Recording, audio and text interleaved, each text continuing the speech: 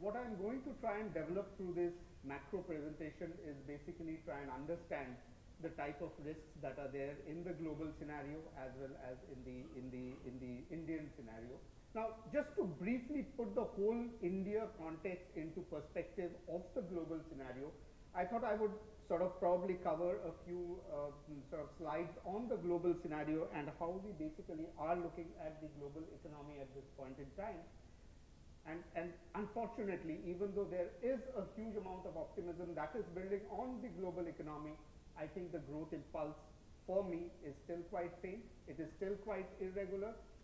The economies still face a significant bit of structural challenges, and these structural challenges have actually emerged over the years, especially after the Lehman crisis broke out. Now, the first big sort of story that I really want to highlight is that the growth trajectory that we are seeing at this point in time, which is basically the red line out here, and we have compared this growth trajectory to the previous recession cycle, the growth trajectory is definitely a lot weaker than the previous cycle. Now, there are definitely good reasons to actually see a graph like this, whereby the growth cycle is not picking up the same pace and the same way we needed to pick up even after 6 years of the financial crisis and after so much of monetary accommodation and fiscal accommodation actually going into the rest of the world. And this is the short story about the US economy. I just pointed out that I do not believe that the pulse of the global economy starting from the US is very strong. And even though the whole debate has been on the overall unemployment rate going down, which is definitely going down, but if you really look at the whole wage story, the average weekly wage growth, that is still on a downward trajectory. The simple basic point in economics is that if a market, for example, the labor market is getting tighter, and if the labor supply is actually, or if the labor demand is rising and therefore unemployment rate is going down, I would have definitely expected this curve to actually show a big upswing, which is not happening. The second is the bulwark of the economy needs to be taken up by investment demand. It definitely can't be the consumption demand once again, simply because the fiscal is so challenged in the global economy. And if you really note what is happening here, it's once again the private investments which had sort of picked up, that again has really gone down in the US economy. So this is one sort of area that we remain extremely watchful in the sense of the pickup of the global economy, because the general feeling that we all have is that if the global economy picks up, then the emerging market economies will also do a lot more better, and therefore India, by natural course, would actually do much better. The same type of story that we had actually seen between 2003 to 2008 before the Lehman crisis actually started.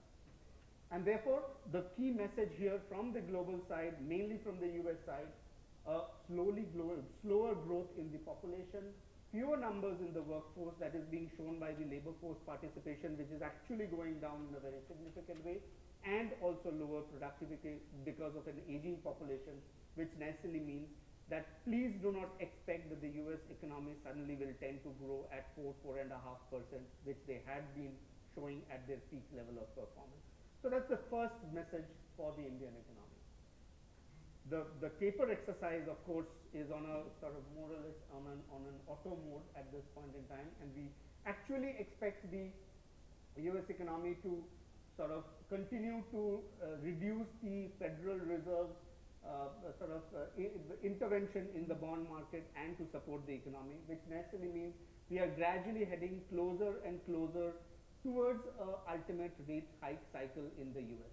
Now, the big implication for that for emerging markets is that it will definitely see an increase in the interest rates in the emerging markets, because all the liquidity that has come in here and which has enabled this huge amount of liquidity, and therefore a drop in the interest rates in the emerging markets has to reverse, which means that the monetary policy by arguments in the whole of the emerging market needs to be tight, and this can once again put pressure on the emerging market currency. So that's another big message that we need to keep in mind for India. Now, coming to the next debate that we are seeing in the press for a significant period of time now is the China story. Now, definitely China has a great rebalancing effort to do. They were mainly an export-led economy. They were being driven by the strong growth in the European region and the US region, and therefore the domestic consumption in China was on a downslide. What really was happening is that because of the pegged currency that China had, the investment growth was really strong, and to a large extent, some of these investments was also unproductive investments. So today what you see is basically an overcapacity in terms of the investment cycle in the Chinese economy, which is also played out by the fact that the capital output ratio, which actually needs to be going lower if your economy needs to churn out more per unit of capital, that has actually sort of gone on the adverse side. So China definitely has to do a huge rebalancing act, which they are actually sort of doing at this point in time. But the whole attempt to correct the growth mix that they have will also create a situation where the overall growth trajectory of the Chinese economy needs to be on the lower side. So it is not surprising to actually find the Chinese economy actually degrew from a 9.5% peak all the way to 7%, 7.5%, and actually struggling to be there also at this point in time. Now the other problem in China, and which is another big risk, I really don't know as I go ahead into the next slide, I'll point out the questions that appear in my mind. But I think the alternative credit channel, compared to the bank, this is the banking channel, this is the overall credit growth to the commercial sector, the gap has been going up very significantly. Now, as you notice, post 2008, the gap has actually widened even further. So there was anyways an attempt that was going around in the policymakers' mind to bring down the overall investments. Therefore, the banking sector was restricted. But the Chinese economy, by and large, is a large saving economy. 50% is the savings rate in China. So somewhere this fund had to find itself way into the commercial sector, and that actually gave rise to this whole debate about the shadow banking, the non-bank financial companies that have emerged in China, the local body debt that has emerged in China, which has actually ballooned, various products that had emerged in China, which actually funneled the savings from the individuals to the productive sector of the economy, and we continue to hear about credit bubbles and how the credit bubble needs to be managed. So effectively, if I have to see a sort of contraction in the shadow banking in China, that also provides me with a sense that overall the growth in China needs to be much lower.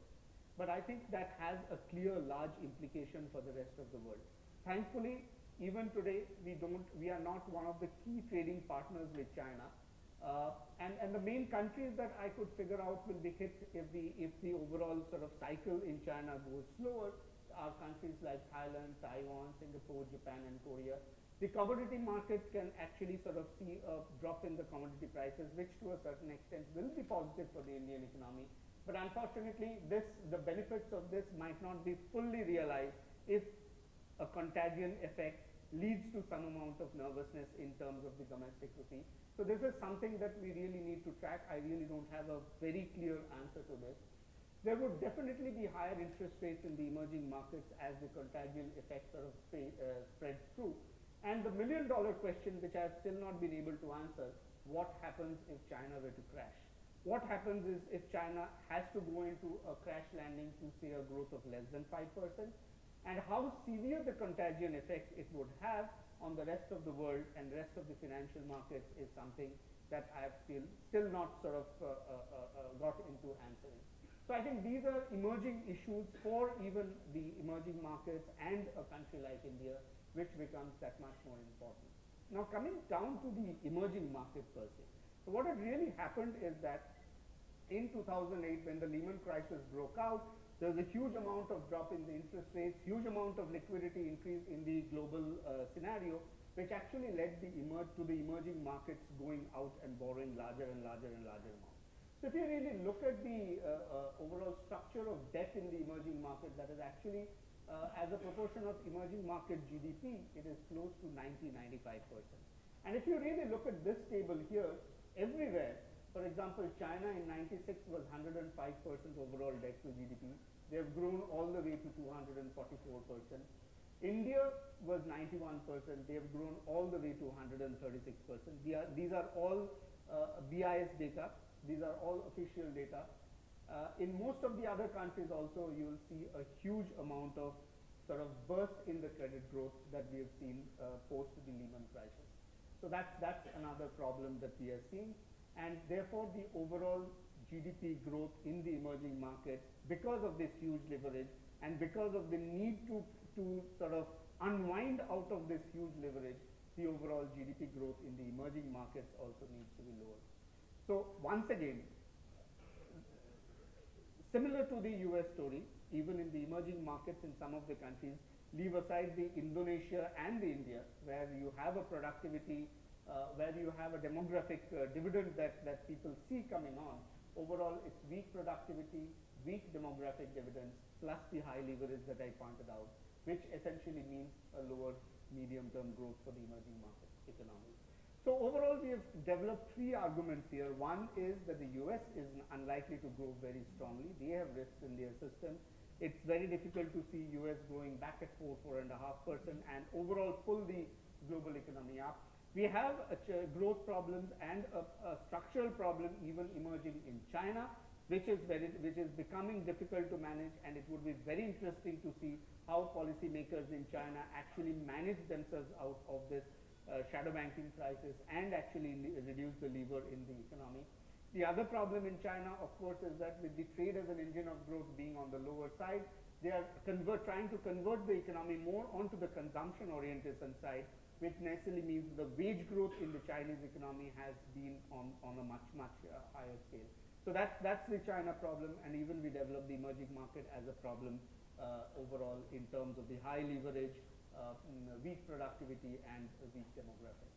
So overall, the crucial issues in the emerging market space, I think we have already sort of understood this, but I think for me the most important is a risk of a disorderly unwinding of the leverage. So this is a question that really is unanswered at this point in time, and this mainly relates to the Chinese shadow banking and how deliver happens in the Chinese economy and what its implications it might have in terms of the ripple effects on the rest of the Asian economy. I think some of the key risks that are also there is basically greater in the water crisis, failure of climate change mitigation and adaptation. These all actually need huge amount of investments from the larger global economies. But given the fact that the fiscal itself is quite strained, it's very difficult to see how these sort of pan out into the future.